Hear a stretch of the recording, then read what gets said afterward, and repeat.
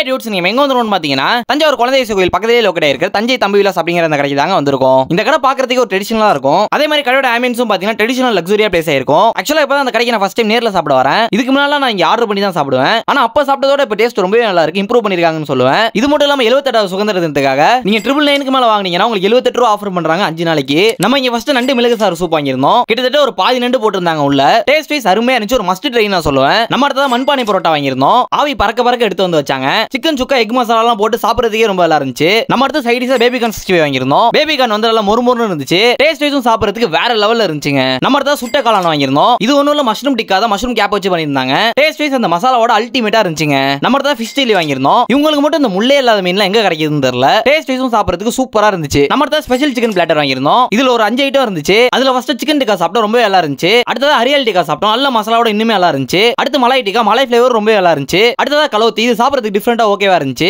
ஃபைனலா அந்த Tang D எனக்கு ரொம்பவே பிடிச்சிருந்துச்சு, சூப்பரா இருந்துச்சு. நம்ம அடுத்து சிக்கன் தொக்கு பிரியாணி வாங்கியிருந்தோம். தொக்கு தனியா மேல வச்சு கொடுத்திருந்தாங்க. நம்மளும் அந்த தொக்கு பிரியாணில போட்டுட்டு தொக்குல இருந்து அப்படியே அந்த சிக்கன் பீஸ் எடுத்து சாப்பிட்டோம், நல்லா இருந்துச்சு. பிரியாணி டேஸ்டும் சாப்பிடுறதுக்கு ரொம்ப நல்லா இருந்துச்சு. நம்ம அதுக்கு தொட்டுக்கே சோளநாடு சிக்கன் கறி வாங்கியிருந்தோம். இது வந்து தஞ்சாவூர் ஸ்டைல்ல பண்ண கிரேவின்னு சொன்னாங்க. இந்த கிரேவியை நம்ம தொக்கு பிரியாணில ஊத்தி அதுல கடந்த பீஸையும் எடுத்து சாப்பிட்டோம், அதுவும் ரொம்ப நல்லா இருந்துச்சு. இந்த கிரேவியோட அந்த தொக்கு பிரியாணி சேர்த்து சாப்பிடுறதுக்கும் செம்மையா இருந்துச்சுங்க. நம்ம கடைசியா குல்கி சர்பத் வாங்கியிருந்தோம். இது வந்து ஸ்பைசி அண்ட் ஸ்வீட் சர்பத். டேஸ்ட் வைஸ் குடிக்கிறதுக்கே ஒரு மஸ்ட் ட்ரையா இருந்துச்சு. நீங்களும் ட்ரை பண்ணி பாருங்க. டாடா.